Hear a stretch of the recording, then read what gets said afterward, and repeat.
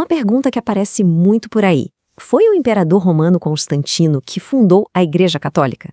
Bom, hoje a gente vai fundo nessa história para descobrir o que é fato e o que é mito. Beleza, vamos lá. Essa ideia de que Constantino fundou a igreja é super comum, né? Mas para a gente saber a resposta de verdade, o caminho é um só. Investigar as pistas, ver o que os registros históricos contam pra gente. Então, para começar, de onde é que saiu essa história? O mais curioso, e talvez surpreendente, é que essa ideia não é daquela época, lá da Roma Antiga. Não. Ela é bem mais recente. Pois é, a narrativa de que Constantino teria criado uma igreja corrompida começou a tomar forma lá na Reforma Protestante no século XVI. A ideia era encontrar um marco, sabe? Um ponto de virada na história que mostrasse quando a fé cristã original teria se desviado. E aí o governo de Constantino acabou sendo escolhido como esse momento.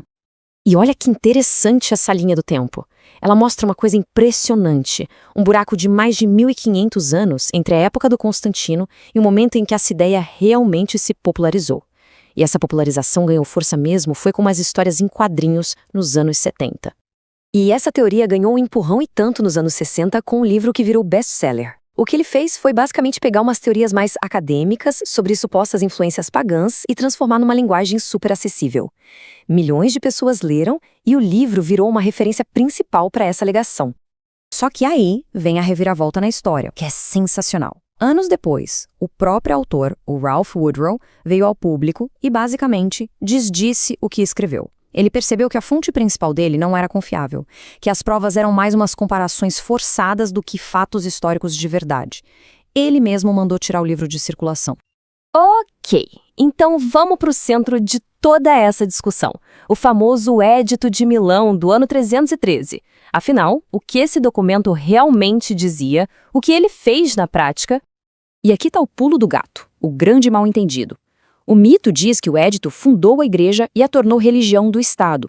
Mas o fato é que o édito deu liberdade religiosa para todo mundo, incluindo os cristãos, e ainda mandou devolver tudo o que tinha sido tomado deles. Foi o fim da perseguição.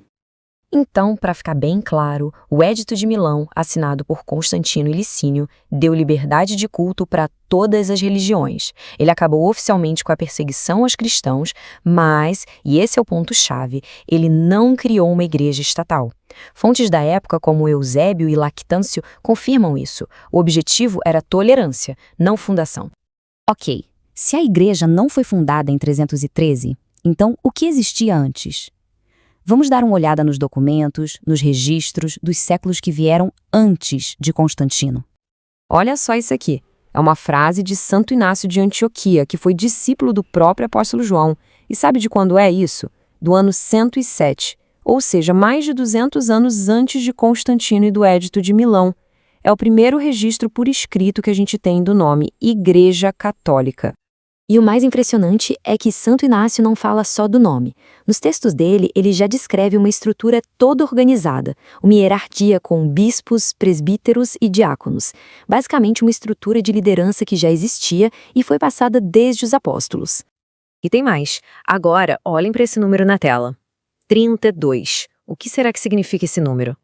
Esse é o número de bispos de Roma, ou seja, de papas, que existiram antes do Édito de Milão.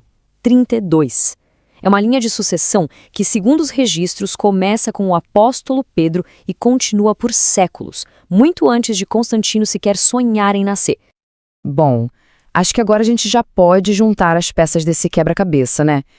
Vimos de onde a ideia surgiu, analisamos as evidências históricas, então chegou a hora de dar o veredito. Depois de tudo isso que a gente viu, a pergunta continua. Constantino fundou ou não a Igreja Católica? As fontes históricas dão uma resposta bem direta. A resposta é não. Com base nos documentos e nos registros históricos, a conclusão é clara. Essa ideia de que Constantino fundou a igreja é um mito, uma narrativa que surgiu muito depois, e não um fato histórico da antiguidade.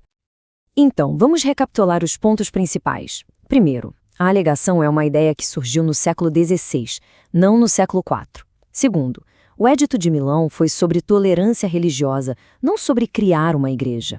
Terceiro, o nome Igreja Católica já era usado por escrito lá em 107. E quarto, a estrutura de liderança da Igreja já estava estabelecida séculos antes de Constantino. E tudo isso nos leva a uma última reflexão, né? Se os registros históricos são tão claros, por que será que alguns mitos são tão persistentes, tão difíceis de desfazer? É um bom exemplo de como, às vezes, uma narrativa forte pode acabar pesando mais que os fatos documentados. Fica aí a pergunta sobre como a gente lida com a informação que chega até nós.